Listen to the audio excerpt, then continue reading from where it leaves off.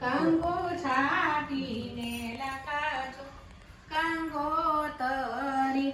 એમાં લખજો કૃષ્ણ બેનના નામ અખંડ સૌભાગ્યવતી પેલી કંકોતરી કપિલાદાને મોકલો એ સીધીને સાથે લેડી આવો અખંડ સૌભાગ્યવતી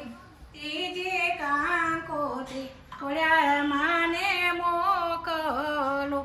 એમાં લખજો સાકઈ બેનુના નામ અખંડ ચોથી કંકોત્રી કૃષ્ણને મોકલો સાથે લક્ષ્મી